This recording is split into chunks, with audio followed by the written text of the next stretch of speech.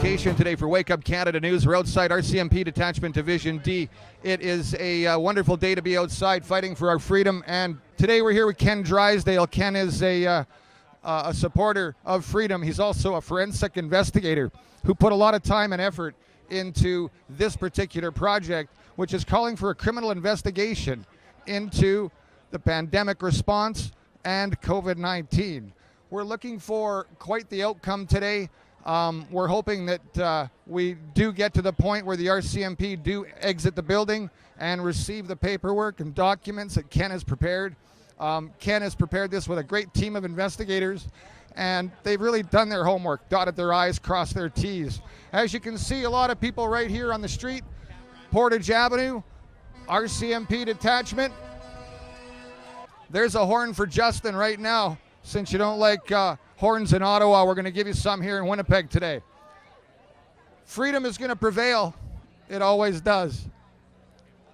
We're going to give you the whole show from here. We're going to tune in a second. Ken will be up on stage. There's lots of other speakers that we're going to get to today. The whole show is coming to you. This is Wake Up Canada News.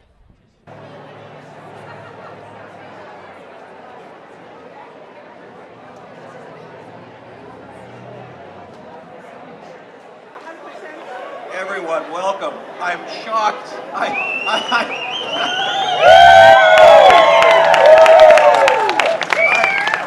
am so happily shocked. Do you people know that you're from Winnipeg and it's a long weekend?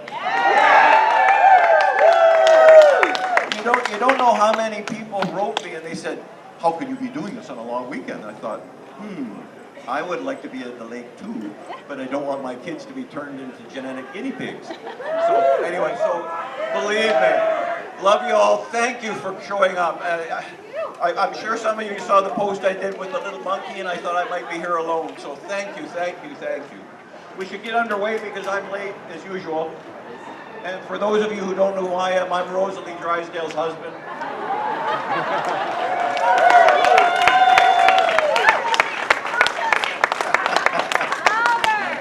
But we've got a... Can't hear you. Sorry about that. I'm terrible at this stuff. This is like being in church. You know how everybody sits in the back 3 rows? Come closer. See, like, turn my camera. I don't know. It's all good.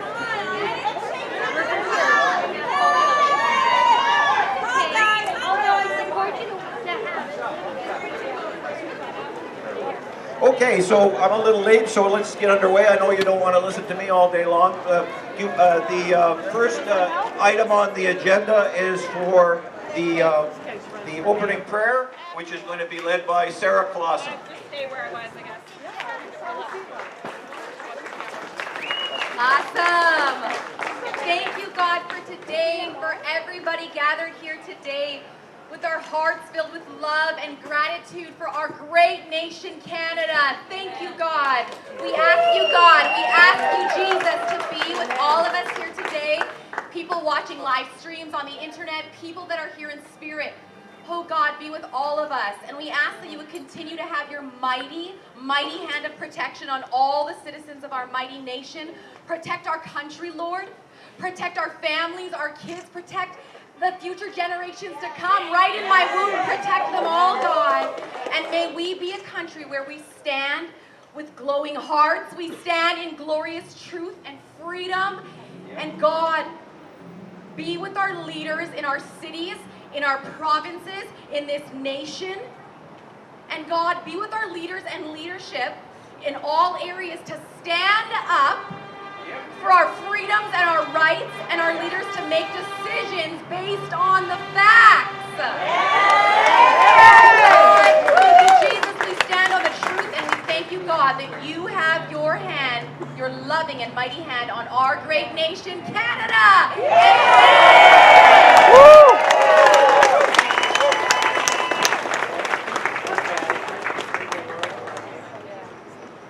And then if you'll all join us for...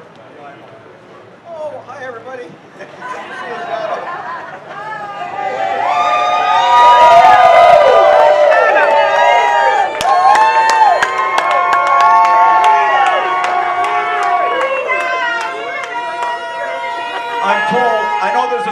guys, but apparently you're not loud enough.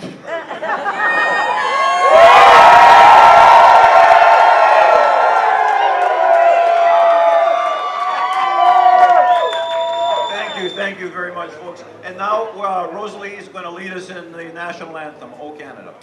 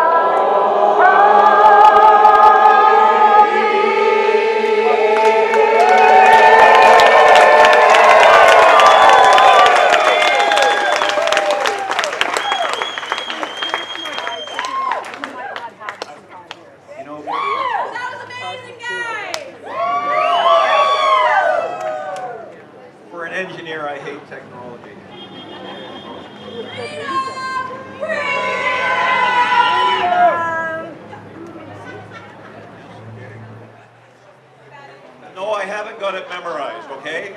We're going to read it off the... Thank you to every single one of you who have taken the time here on a long weekend in Winnipeg to join us here. Thank you from every Canadian who looks forward to the future with eager anticipation rather than trepidation. Thank you for exercising your Section 2 charter rights, which includes freedom of conscience and religion, freedom of thought, belief, opinion, and expression, including freedom of the press and other media, freedom of peaceful assembly, and freedom of association. Your charter rights, like everything else in life, wither and die if you do not exercise them. Thank you for giving me hope to pass my dreams of a golden future to those who are yet to come. You know, this country has seen wars before, but nothing like this one. And at war we most certainly are. But a war unlike any other that we've experienced in Canada. I want to share a little bit of family history with you concerning World War I. World War I started in Europe in the summer of 1914. In 1915, my grandfather, and in 1916, my great-grandfather answered the call from here in Winnipeg. When he signed up, my great-grandfather was already 52 years of age. He was well past the age where they would allow him to sign up. But somehow, magically, he became 45 again on his papers, and off to England he went. I gotta, you know, it's too bad he wasn't here. I'd ask him that trick. He served in Europe until the spring of 1918 when he was injured and shipped home. That was my great-grandfather. My grandfather was injured twice in World War I as well, but he stayed until the end. I'm sure many of your families have similar stories of heroism in the face of danger.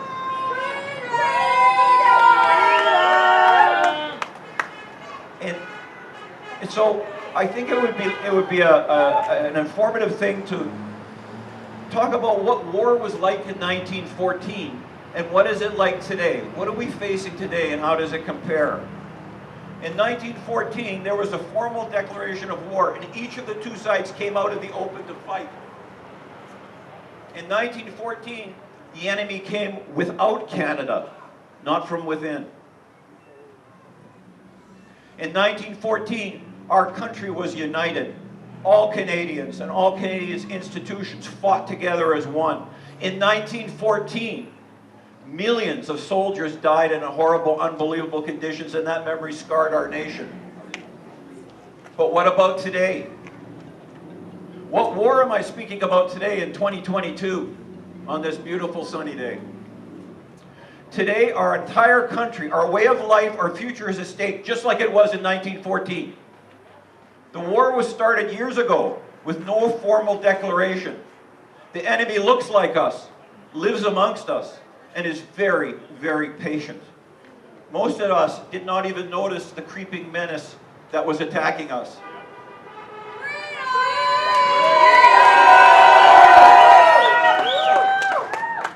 They infiltrated our schools, our government agencies, our institutions.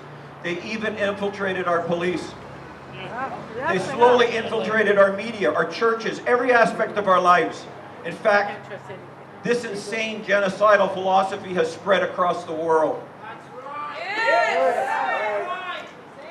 They have tried every way imaginable to divide us against ourselves.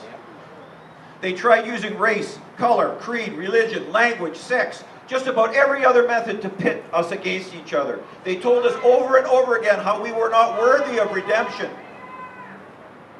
When that did not work, they tried to terrorize us with a series of false global catastrophes. I'm a little older, so I remember some of these more than you might. They started with predicting an ice age. You remember that? Then they went to global warming. Then they went to holes in the ozone layer. When that narrative didn't work, they came up with a new, all-encompassing, super-duper climate hoax. I remember in the 1970s how they told us we were running out of petroleum and our entire way of life would be doomed in just a few years. By the way, we still have plenty of petroleum to this very day. Canada, I think, has got the second largest reserves of petroleum in the world. You know what? Canadians didn't buy their never-ending prophecies of doom and disaster, bent on terrorizing and turning the population on each other. So they tried the new, latest thing, COVID-19. Mysteriously emanating from a laboratory in China and with the enthusiastic support of an all too eager and all too gullible corporate press, they successfully convinced a majority of people, not just in Canada, but around the world, that this was real and only the government had a solution to your crisis. To be saved from this fictitious disaster, all you had to do was sign over every aspect of your life to an all-knowing, all-seeing, centralized government. They canceled scientific research. They censored opposing medical opinions. They eliminated all dissenting speech and mandated and monitored every aspect of every citizen in this country. Yeah. To add insult to injury, I'm not reading this. To add insult to injury, did you guys see the story the other day? The ArriveCAN app is the most loved app on the internet right now.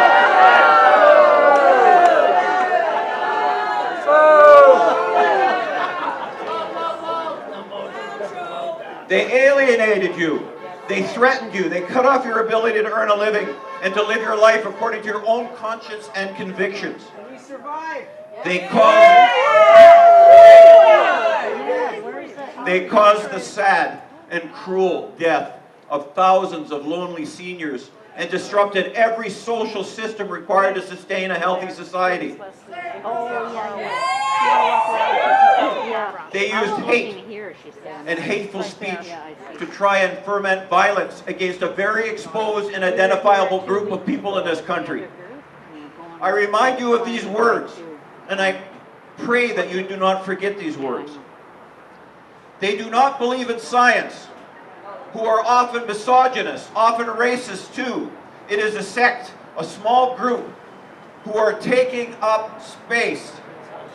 And here we have a choice to make as leader of this country, said Trudeau.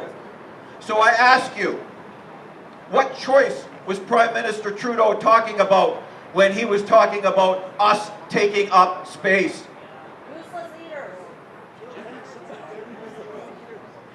He was purposely dehumanizing millions of Canadians. And once dehumanized, these people could be dealt with by any means. After all, they're only taking up space. Does this sound familiar? The last time this happened en masse, an advanced and prosperous people were convinced to hate, isolate, and eventually murder neighbors in the millions. Do not forget Mr. Trudeau's words. He's a forgettable person, but do not forget Mr. Trudeau's words. Where was the investigation into these hate-filled words?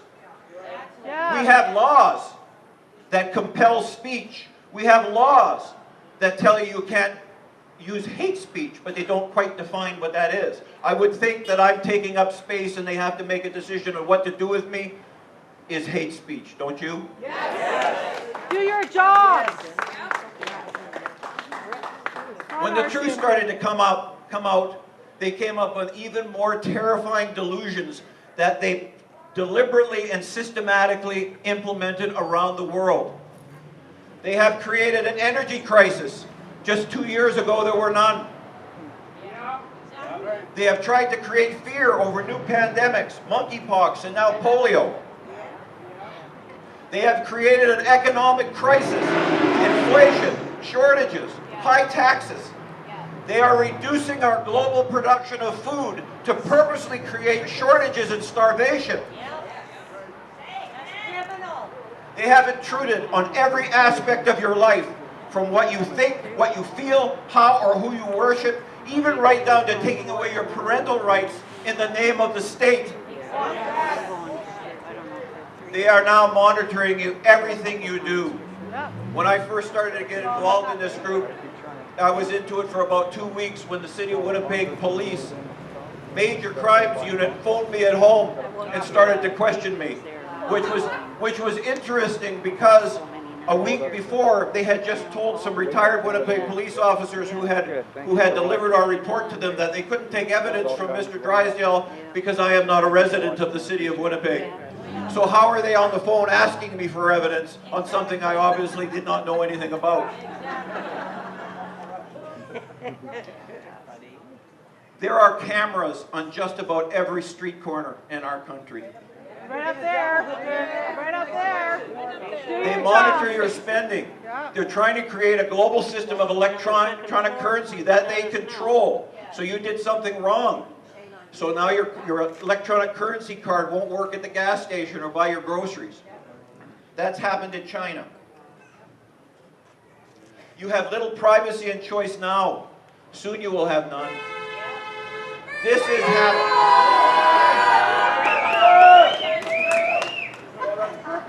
That's just perfect. Gives me a chance to get my breath. This is happening globally. The reason it's happening globally is many countries in the world are rudderless and helpless to resist.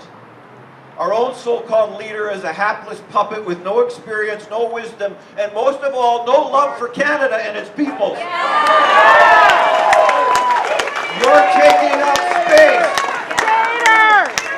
space, says the trust fund part-time art teacher. Drama teacher. Does that sound familiar? I can think of another.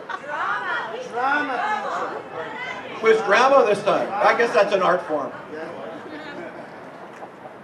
Have you ever heard Trudeau express his love for this country and all of its peoples? Does he lead and inspire you, or does he create division and hate? Other countries are facing similar or worse situations with their impotent, senile, ancient leaders or the bewildered fools leading from polls, fear, and globalist edicts. How did this happen? Because we didn't do anything. The reasons are many, ranging from a complete indoctrination of our youth to the complete lack of any type of competent leadership at all levels, complemented by a distracted and apathetic population. Corruption has never been so rampant and so obvious. They tried to break apart the very fabric of our society, and they almost succeeded. At this moment, we do not know how many lives have been and will be lost to this insane agenda. Too many. Too many. Too many. With looming nuclear war, the threat of starvation, economic ruin, and the possibility of additional lab leaks, deaths in this war may reach billions worldwide. The global madness cannot be allowed to continue. Now is the time to say it has to stop. Now is the time to take action. With the help of everyone here today and the millions of Canadians who are only now waking up to this stark and terrifying reality, we will win. We will take back our fundamental rights. We will win back our God-given right to exist as free people, free to think as we like, free to say and feel what we feel. We will win back our own personal sovereignty as citizens of Canada. You know, some months ago, we started a movement with 5 people who felt something was wrong. We prepared a database report which proved the fraud that had been perpetrated on the people of Canada by its own, very own government.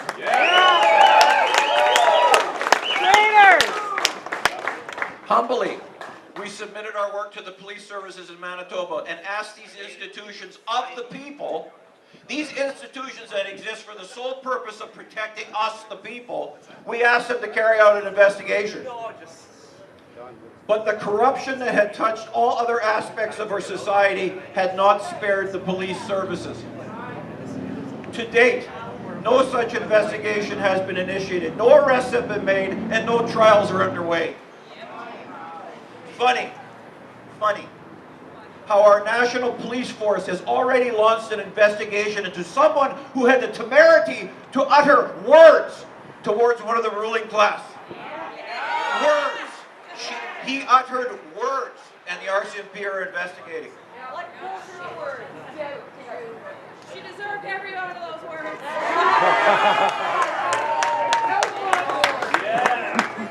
When we prepared the report, what we had not realized was that hundreds of thousands of people throughout Canada would seek out copies of that report and start distributing it across the nation.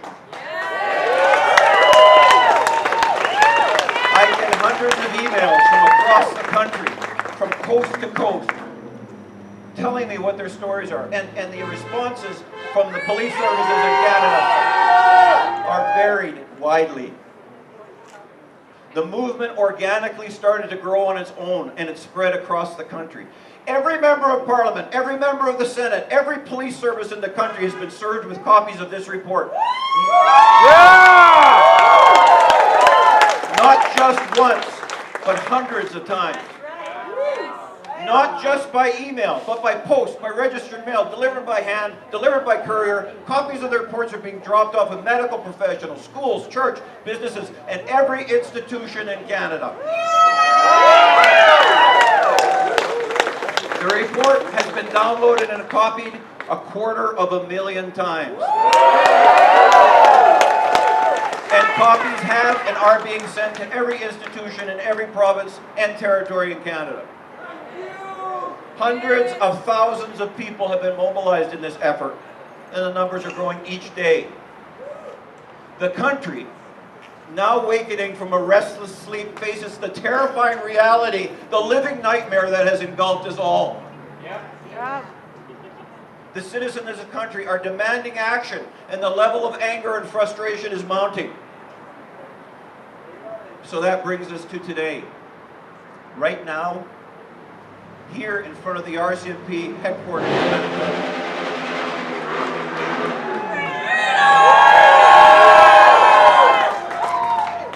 We are here to demand that the RCMP fulfill their function as the National Police Service of Canada and accept the investigative report from the assembled citizens. Do your job. The RCMP must undertake a fair, transparent, and independent investigation, and to make the findings of that investigation known without redaction or political interference. We are giving this once proud institution a chance to redeem itself in the eyes of the only people who matter, the citizens of Canada. Not the tin-plated dictators in Ottawa. Yeah, do your job. This gathering is only the first of thousands of these gatherings that are now being planned nationwide. This historic gathering here in Winnipeg, the center of Canada, will act as a catalyst for similar events, and it will spread out across the country as thousands of Canadians. And these gatherings will wake up those Canadians who are still asleep. Now, it is up to the RCMP. We gave the RCMP full disclosure weeks in advance that we were coming and what we were asking for. Many of you saw those letters. I posted them online. We sent registered letters to both the RCMP and the City of Winnipeg Police. We have had no response. Boo. It is up to the RCMP to turn the situation around and redeem themselves to our community. Yeah. We are your neighbors, your brothers and sisters, and yes, we are your children and grandchildren, and we are watching you. The eyes of the nation are watching here in Winnipeg on this long weekend. We're always watching. Yeah. The long-term fate of the RCMP as a Canadian iconic institution is being decided now by your actions. Make no mistake, what we are going through is not a revolution by a fringe minority. Look around you. What do you see? Moms, dads, brothers, sisters, husbands, wives, grandmothers. I even see some grandchildren. I see people who love this nation and who are pausing their lives to wait for the RCMP to catch up to us. To catch up to us and to be a part of the resurrection of truth and justice in Canada. What we are seeing in Canada is the evolution of a failing society and the awakening of a new national consciousness. Revolutions can fail, but evolution is a non-stoppable force. To the RCMP, if you do not become part of this righteous evolution, you will forever be cast aside and relegated to a small footnote in the new history we are all now writing. It is up to you. This is not an easy path, but it is the right path. The path that leads towards a free and just nation. This is your opportunity to join with us together. We can lead the way for the world. That's right. Canada, this precious land to which our ancestors fled and settled for the express purpose of living in freedom, to speak, work, grow, love, live, and give our dear Canada from far and wide. We will stand on guard for thee.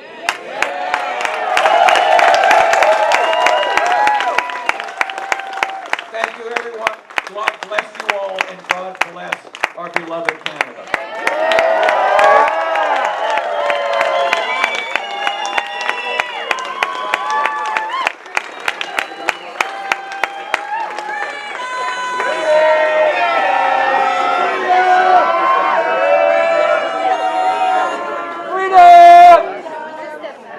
The next speaker is going to be the representative from the RCMP. Come on out! I would do it, but you had to already put up with me for 20 minutes. But just for those of you who do not know, we sent letters to the RCMP new commissioner in Manitoba inviting them to send a spokesman and address the crowd. We guaranteed his safety, or her safety, and we guaranteed a peaceful event. And the RCMP, Come on down. Come on down. It's your turn to talk. They're filming up there? Yeah, you should come down. We're out waiting him down to talk. Come on down Oh, and I talk. know that. Yeah. Let's move on. Your tax dollars are hard at work right now. Overtime, I would guess. Your next presentation is from retired Winnipeg police officer Chris Riddell, representing Police for Freedom.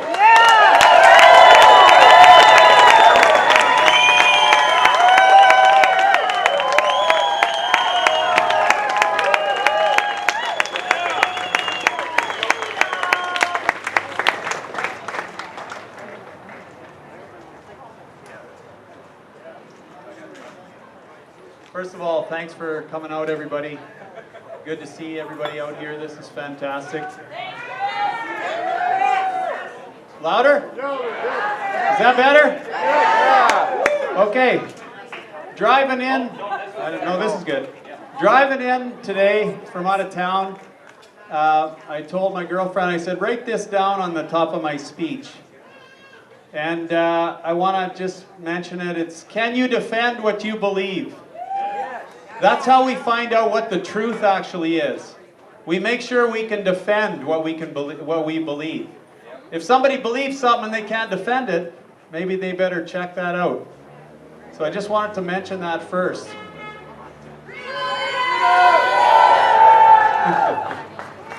So when I was a kid, my parents had friends who were police officers. They lived in the community. We knew their families. They'd come by the farm, sit at the kitchen table, drink coffee, talk about friends and family, farming, sports, and tell their police stories. My dad played baseball and hockey with these men, and they were genuine, normal people, just like the vast majority of the population. They were great members of the community, helping out, coaching kids, teaching Sunday school. On days off, they could be seen working in the farmer's field, right alongside the farmer. Their kids went to school with us, played sports with us, went to the same church as us. Always well-mannered, respectable kids, obviously being raised properly. When I became a police officer, that didn't change. I didn't know it at the time, but I've been accepted into a large, loving family of humble, helpful, brave, giving, solid people, just like the ones I grew up around. We all wanted to help people. We all knew the difference between right and wrong. And we were all willing to run towards trouble, not away from it. And we all learned to ask questions until we knew both sides of the story. Yeah, you're here. None of us wanted to arrest the wrong person. And we were not trained to ignore phone messages and emails, hoping the caller would just stop calling and go away. I missed that day. Our job was to help find and provide solutions to people's problems when they called us. And we couldn't leave until we'd done so. We're fixers. That's what we are. The very best of us were extremely curious about every little detail when it came to gathering evidence to identify right and wrong, and be able to confirm it in a court of law if required. I believe that if one of us witnessed some wrongdoing, no matter where, no matter when, whether we were on duty or off duty, it was never ignored. The majority of us knew for decades the real stories behind the slant and spin that the mainstream media would use to manipulate the public. Because we were the ones that were at the scenes of these incidents. Those people I worked with are still my friends today. Plenty of us are retired, but we still go fishing, golfing, and camping, and our families still get together. We go to the weddings of each other's kids. And this is true no matter which of the 160 plus police departments across Canada that you worked in. So I believe the young police officers of today have the same moral fiber. So my question is, what happened?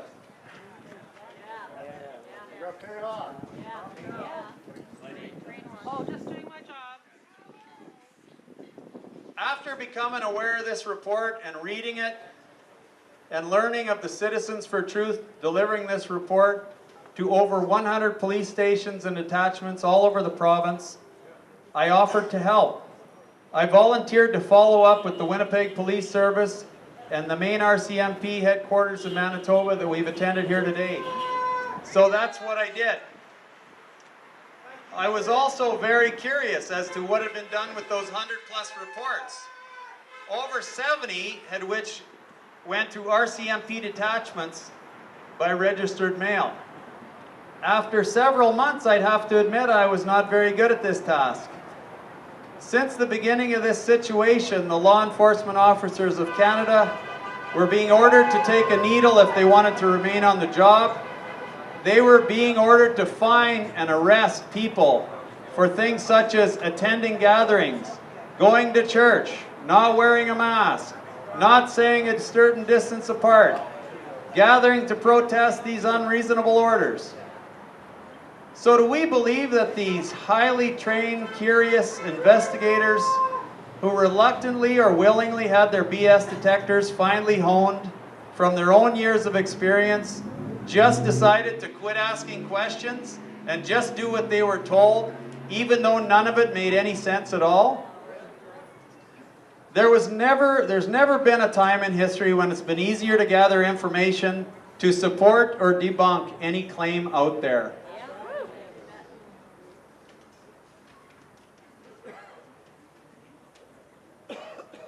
If the police, RCMP, or Winnipeg Service had accepted the report and assigned an officer to look into that, they could have told me. It never happened.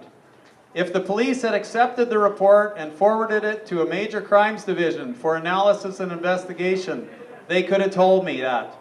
Never happened. If the police had accepted the report, looked it over, sent it to the Crown Attorney's Office of Manitoba for an opinion, they could have told me that. Never happened. Shame on them! Shame on them! So, yeah, you're right.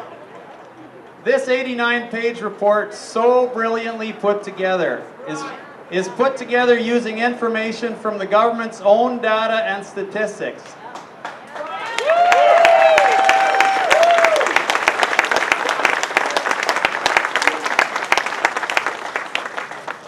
You won't find any outside opinion. You won't find any expert opinion. It's just the government's own data and statistics. So is it possible that police are mum on this report because they are concerned more about paychecks, pensions, promotions? I believe the thousands of former law enforcement officers across the country, I'm talking about the former law enforcement officers, can now help the active law enforcement officers by standing behind this information.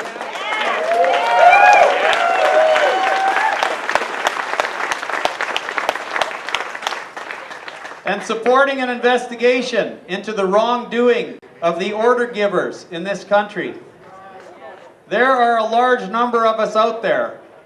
Police for Freedom, Police on Guard, Veterans for Freedom, Mounties for Freedom, and numerous others. I said Mounties for Freedom, you guys.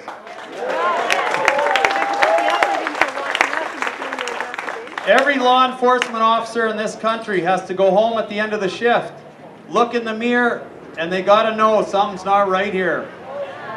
Of what you're being asked to do, which may be against the oath you swore to, or the Charter of Rights and Freedoms. The Bill of Rights. The Bill of Rights.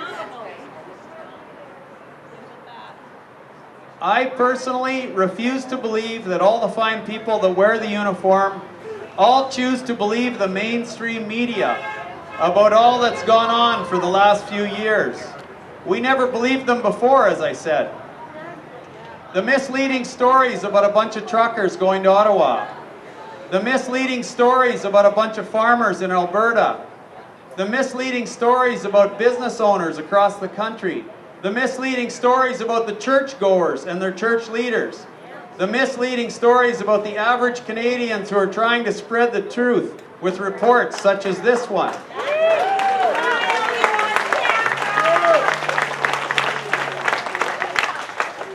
and the misleading stories causing fear that they are spreading is directed by the order givers. It's that simple. Our people in blue are the order takers. If the order takers would accept this report, review, analyze, and investigate the facts within, they would question the order givers' legitimacy. And at that point, this all comes to a screeching halt, folks.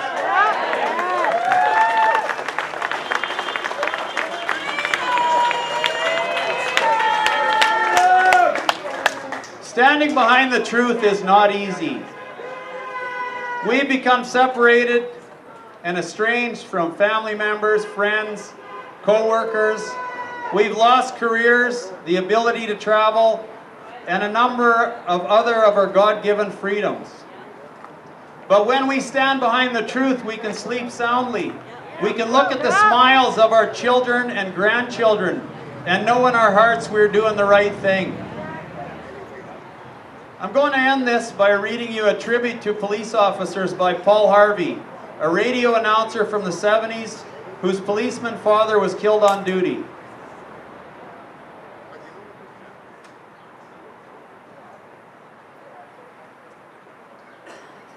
A policeman is a composite of what all men are.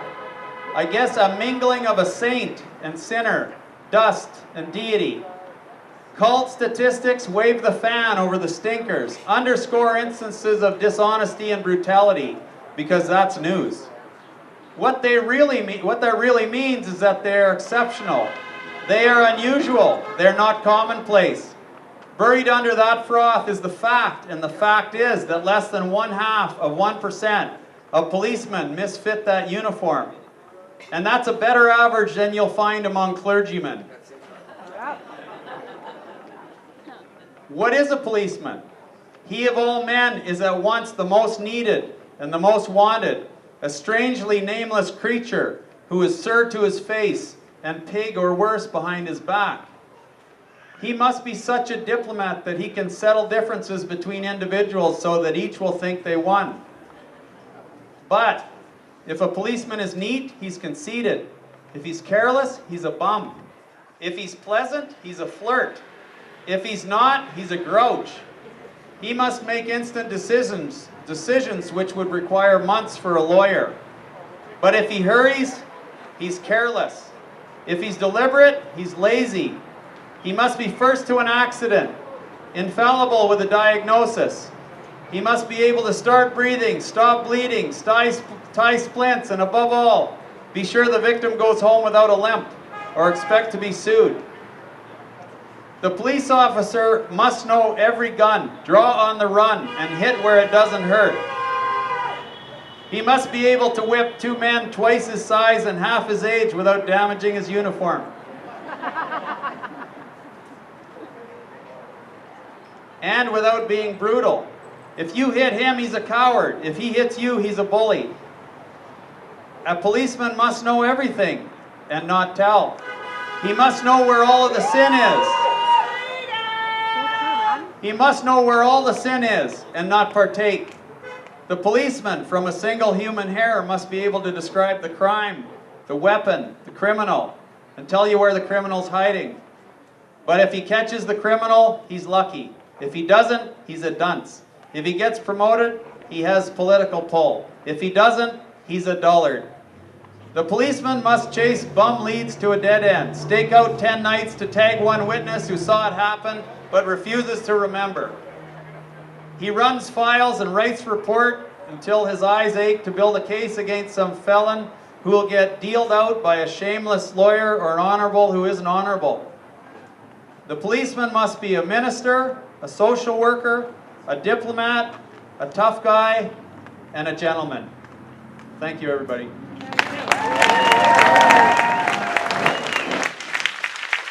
So this is promised you the closing prayer, and this is coming a little unusual for me probably, and I've got to admit something to you. You know, this isn't what I do, and I'm a bit of a history buff. And so last night when I was quite nervous about how this was going to work out, I figured me on a microphone, nobody here, you know. It reminded me of, the old movies. I'm also a history and a movie buff, and, where the general comes out to the troops the night before the battle and gives a talk, and that's really what this was. And we made a video of it this morning, but I know you're all busy getting your shirts done. So. It's called Symbols, Light, and Truth. And it talks a little bit about what we expect from here. The RCMP as an organization is simply a symbol of a corrupt system that has been blinded by bureaucracy and politics. It is simply a symbol. The symbol is only given power by the Canadian people. We, the people, are what gives them significance. Serving the RCMP with the investigative report on its own has no meaning.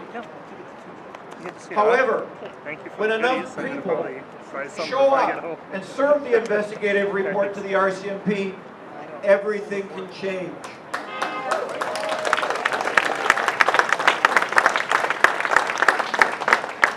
All of the actions taken this day will define the Canadian people.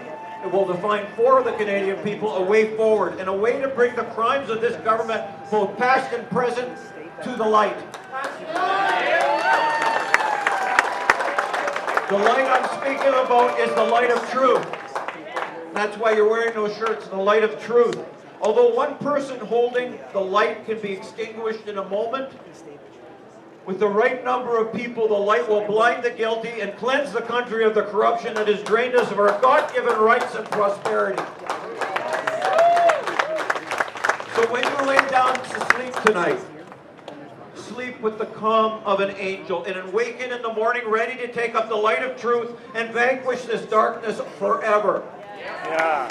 God bless you all. God bless our Canada strong and free. Thank you.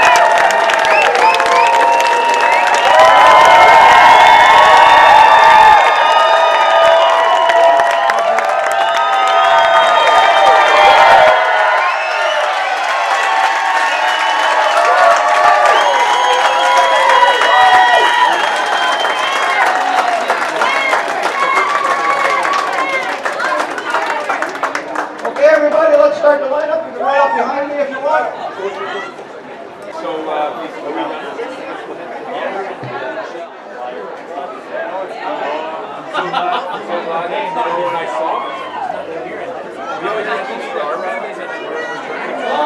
When I went to my old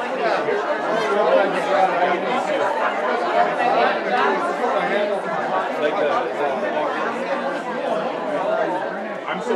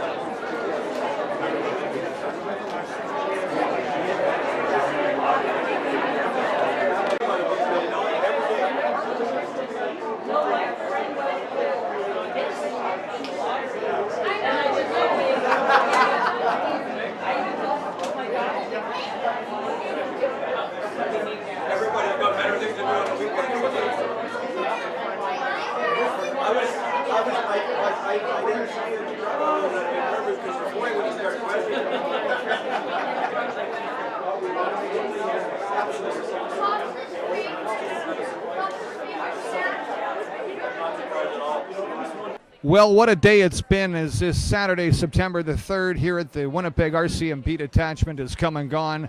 As you can see, the wonderful truth-bearing people here in Canada behind me, they are lining up and they are actually taking a copy of this report right here, which is going to be distributed and dropped off at the front doors of the RCMP office right here in downtown Winnipeg. And there's going to have thousands and thousands of copies of this sitting on their door today. we really do hope that the RCMP step up, take a look at the report, and start to, I guess, formulate some sort of an idea as to how to go ahead and proceed with criminal charges and an investigation into COVID-19. Reporting for Wake Up Canada News, I'm Brad Wilder.